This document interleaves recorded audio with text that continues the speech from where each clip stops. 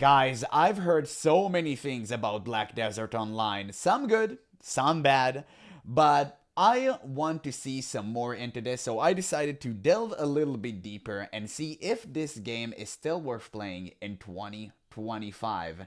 Now, I'm not gonna lie, the combat did look phenomenal, but I heard a lot of people saying that this is the only good thing about the game, so I am interested in seeing and hearing more about it because I truly have no idea what to expect. So, hey, let's watch this one and see what we have in store. Desert Online is one of those games that I've always had my eyes on but never actually tried. It does look good. Pretty girl at a party who makes eye contact, but you're too scared to approach because she's probably a sorceress main. You see, I'm a fairly big MMO fan, and I've played most of the major ones released from the 2000s to 2020, but for some reason, I just never got around to Black Desert. Maybe I was just saving they myself know what for they were something doing shiny. at the time. That's crazy. Spoiler alert, it's shiny, but also slightly sketchy. What is it? For something shinier.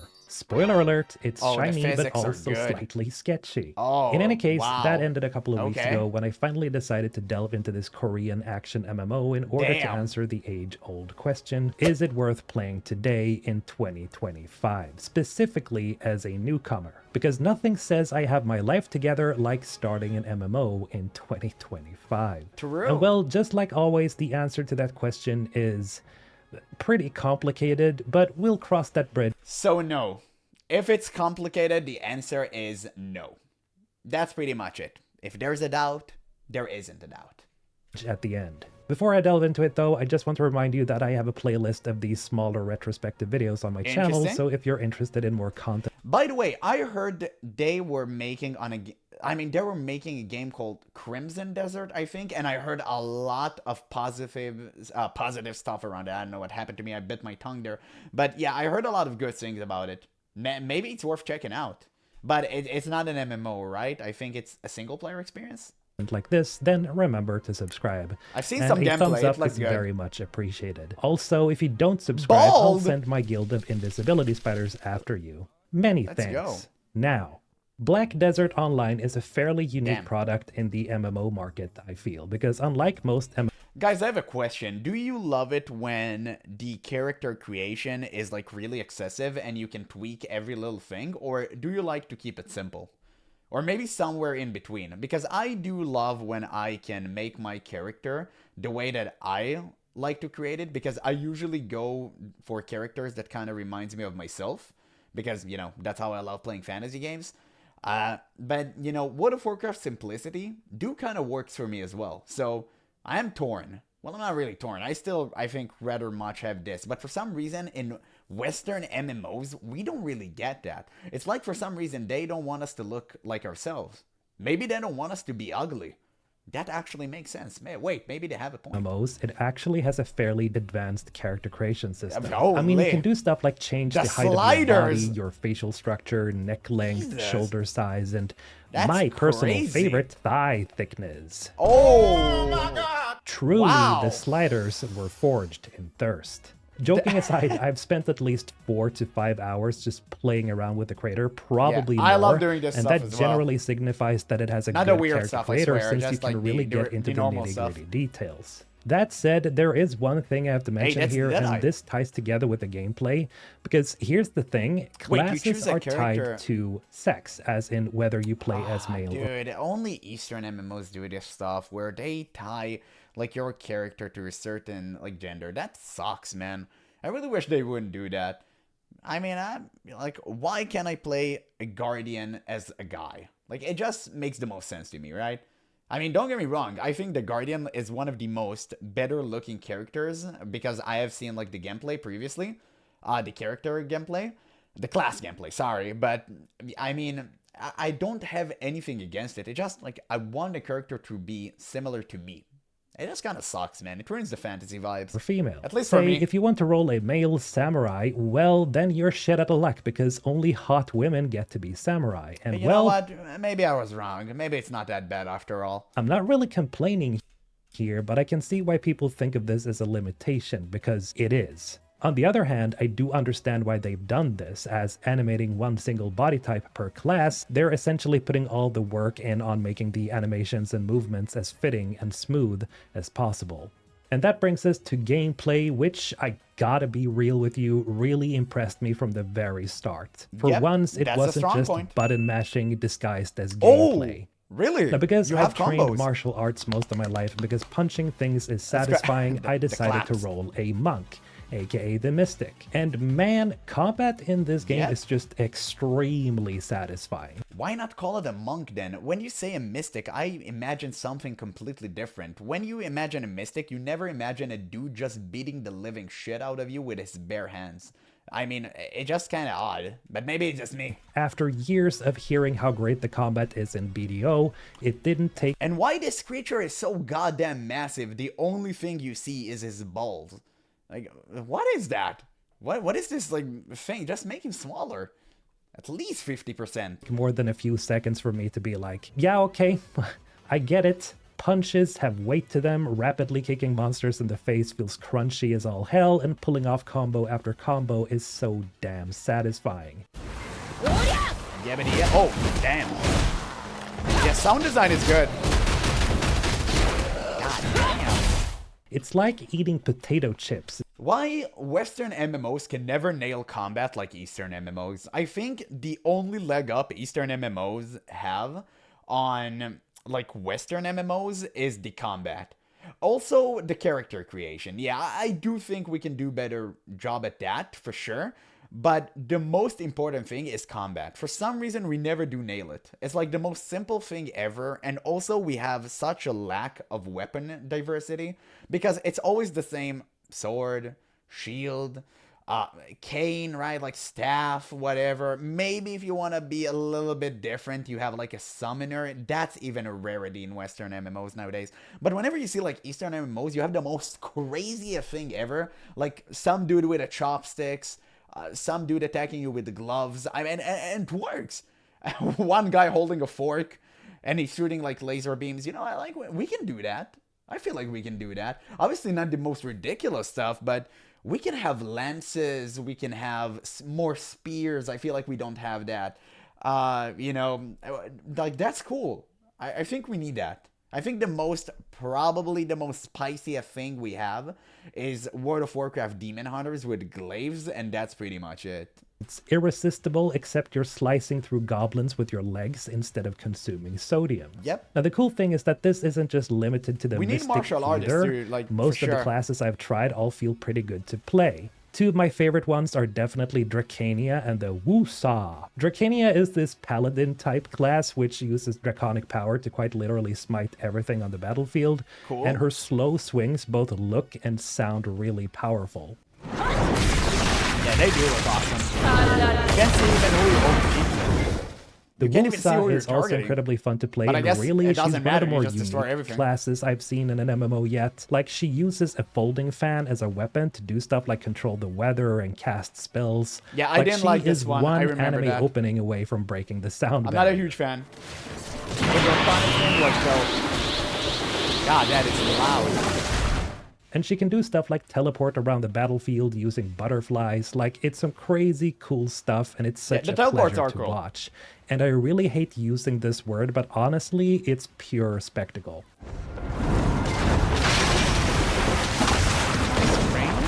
Now, when you reach a certain level, you also unlock a new class-specific specialization that gives you new moves, abilities, and sometimes even a different way to play. Unfortunately, because I've been trying out so many of the classes, I haven't reached the point yet where I've unlocked them, but looking at the showcases for these subclasses, they obviously seem really fun as well. We have I also can't speak much on the talent trees and such, but from my understanding... Oh wait, you have talent trees? Okay, I did not expect that. Heavy Fist, and I guess you can invest points into them. Okay, that's actually way more extensive than I initially thought. That's interesting. I see so many like connections. What do they mean? Do they like have to choose, or this is like a guaranteed upgrade? I'm not really understanding that, but okay. Like, I mean, that looks pretty cool. You unlock basically... It seems like you have different CCs tied to them as well. The talents as you level up, meaning there isn't much variation in terms of builds. That said, people use abilities and skills differently, and because of the sheer amount of abilities there are, I think there's a decent amount of variety when it comes to playstyle. Like, there's variety as in I spam this skill 20 times versus I spam that skill 20 times. Now, I can't say that I feel overly generous on the RPG side of BDO because there are some things that has noticeably been missing throughout my experience. First of all, the lack of interesting loot and flat progression, and well, if I wanted flatness, I'd go to my local pancake house. Thing is, generally speaking, most MMOs have a pretty wide variety in armors and weapons you go through as you work your way to max level, either by getting quest rewards or just randomly picking up a piece of equipment that's better than what you were already wearing. True. Unfortunately, BDO has a distinct lack of gear overall, at least up until level 50 and somewhere above that. For example, I was running around with the same old equipment for my Dracania up until later levels, because you see BDO uses an upgrade system where you use black stones to upgrade your armor instead of switching it out. Imagine carefully polishing a 10-year-old sedan instead of getting a new car. Thrilling? Not really. Now, on paper, this is actually a pretty brilliant idea. I'm actually a fan of the UI. I don't know why. It looks simplistic, but it does kind of slap. I love this type of things. It reminds me of MapleStory, a Korean MMO if you haven't played that. I used to play this game for years, man. It was so good until it became like pay to win and then everyone left. But it kind of reminds me of that game. Man, I still do miss it from time to time. Yeah, maybe I'll make a video just covering it. Don't have to swap out equipment all the time if you just want to level up. It's, well, convenient. However, as this is an MMO, cool armor and weapons are usually a major draw because it allows you to express yourself throughout the game. Unfortunately, BDO just doesn't have much in terms of gear variety at all, and so I definitely felt the distinct lack of flavor. I would expect the complete opposite from an Eastern MMO because I know they care about their, like, the fashion MMO. So that is actually quite surprising. As I was leveling up, because I never actually invested any time in comparing armor pieces and making sure my character looked cool. I felt like I was wearing the same pair of socks for 5 days straight. It was pretty monotonous and pretty stinky. Uh-oh, stinky. All I was doing was going through the story quests and laying waste to armies of monsters, which is fun in its own right, but it would have been cool to see some variation and some actual evolution to my character as I was leveling, because as it stands, at level 1 I looked like a sexy potato, and at level 50 I looked like a slightly stronger sexy potato. All that said though, there is a way to get some cool outfits. If you're ready to swipe the credit card, because nothing says roleplay like paying real money for pixels. Yep. You see, BDO has an in-game cash shop. And here's that was an outfit, I don't necessarily have a problem with that. As long as you don't have to sell your kidney for a new hat, I'm okay-ish. What I don't like, however, is aside from the crazy pricing for... Oh, damn. All of these outfits are in the cash shop? That's so many. Oh my god. One single outfit is that most of the cool outfits are directly tied to the cash shop, meaning that most of the other armors you go through in the game are fairly standard in appearance. On the other hand, you can actually sell these outfits on the auction. Take my wallet away. House to other players, which basically turns fashion into a fast-paced... No, I'm just out. What is this banner? That's actually good. Is that edited or this is inside a game? Okay, if this is inside a game, I'm gonna flip. That is actually hilarious. But yeah, I mean, obviously this is bad. Like, don't get me wrong. Having a cash up is, I guess, somewhat okay. Are they still subscription-based? I'm not really sure. I know they used to be. But if they're not and they have a cash up, I think, generally speaking, this is fine. But when you include 90% of the content, well, not content, just, you know, achievable stuff that could be easily made achievable, inside unlocked behind of a like paywall, I think that is bad for the game, right? I don't think that this is good. You should give most things to players inside of the game. You can put them behind an achievement, anything like that, or a really difficult quest. I have no problem with that. The opposite is true. I think that this is very healthy for the game because it makes players strive to become better. But when you just put something behind a paywall, that's really bad. It's capitalism. Fashionalism, anyone? I get it. Meaning that you can bid on these outfits if you have the silver for it. What in God's name are these prices? You have inflation inside the game? Man, don't we have enough of this in real life?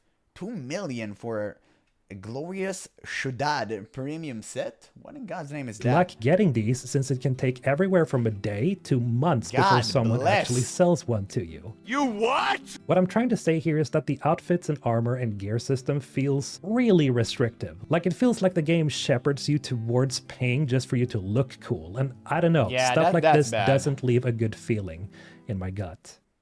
That said, the game doesn't actually force you to do this. I mean, you can play the rest of the game just by paying your monthly subscription fee, but, they're still gotta be real with you. By the way, I really hate that, nobody's forcing you to do that. Well, you're making me look like trash, and then everyone around me who is willing to pay, looking 10 times better than I am, it's gonna make me feel bad. And it kinda do force me to pay, even though I'm technically not forced to pay. So there are probably two options. Either I'm really enjoying the game and I'll feel like I'll be forced to pay, or I'll just quit. Either of these options, is bad.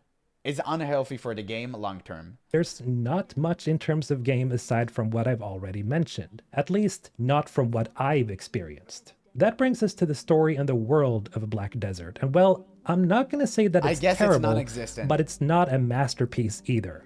I mean, the English voice acting is overall pretty alright, and I was actually impressed that the localization is actually pretty good. Young lady, you dare with such a tone to speak with such derision to me!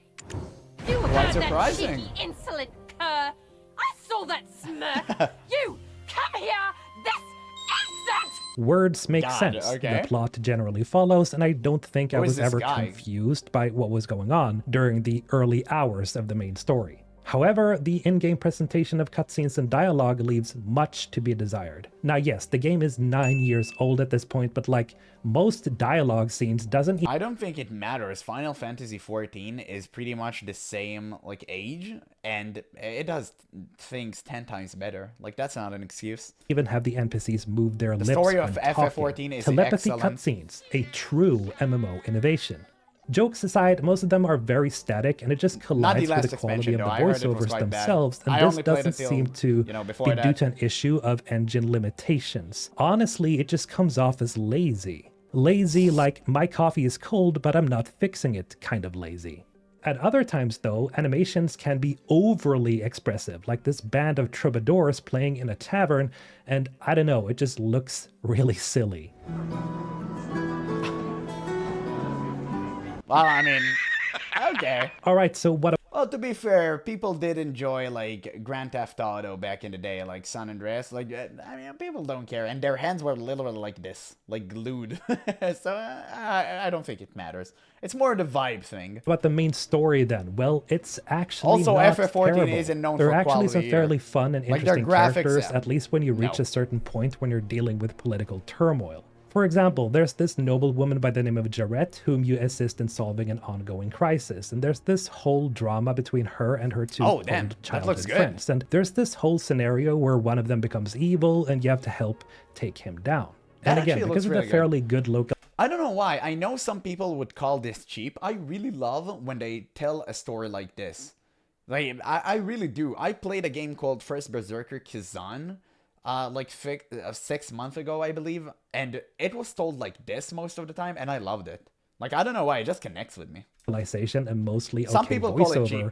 The main story actually managed to pull me in a little. I don't However, think so. after that whole scenario was matter. dealt with, I have to say that I found it hard to care much about the main story as I kept leveling, because once the petty nobles leave, so does my attention span.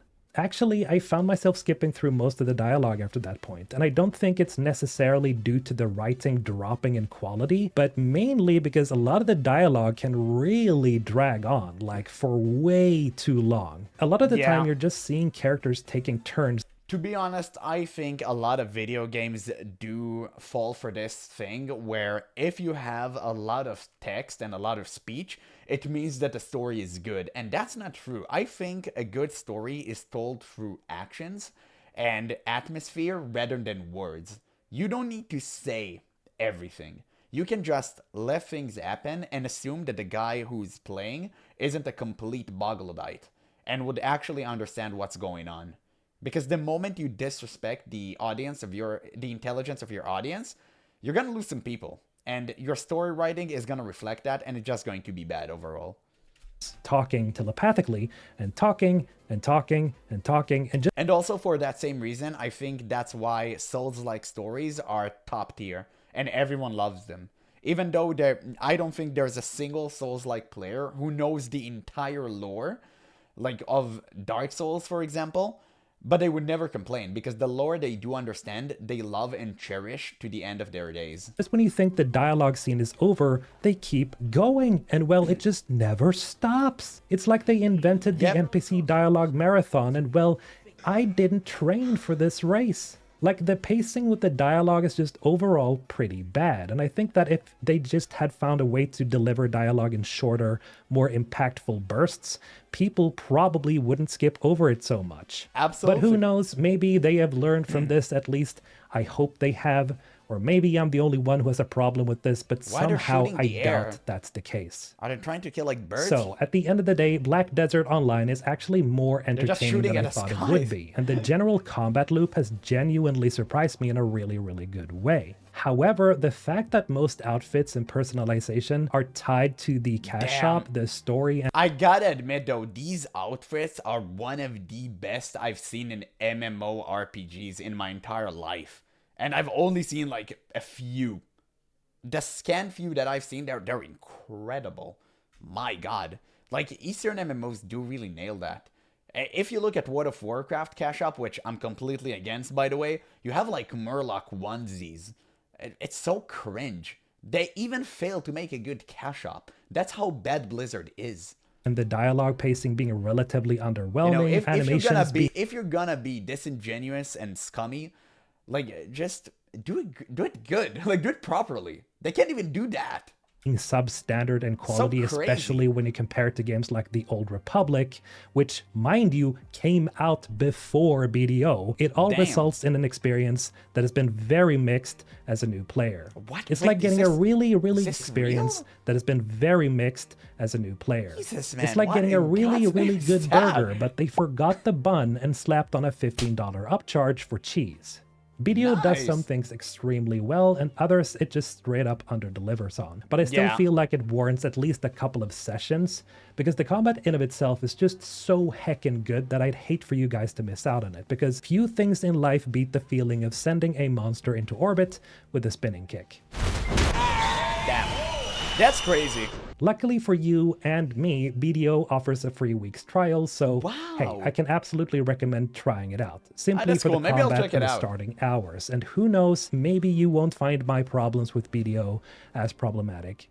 Yeah, okay, that's cool. That seems to be the end of the video. I'm gonna leave a link in the description so you guys can watch it for yourself. Give it a like and a sub. But, I mean, yeah, it seems like everyone says the same thing right now, where, oh my god, the combat is top tier, but everything else is just kind of meh. So that is very unfortunate, because even though I do believe that combat is the beating heart of every single MMO, I don't think like this one will hook me, or many players for that matter, because you still need the entire thing. You don't really need one combat. Like, yes, combat is a really powerful, important ingredient, but it's still an ingredient. It's not a whole meal. You need the rest of the thing to actually create something that players would like to play. And I don't think that's that. But, you know what? Maybe that's just me. I mean, I've only seen a couple of videos, but you know what? Maybe one day I'll try it just for myself. If there's like a free trial, sure. I mean, why not?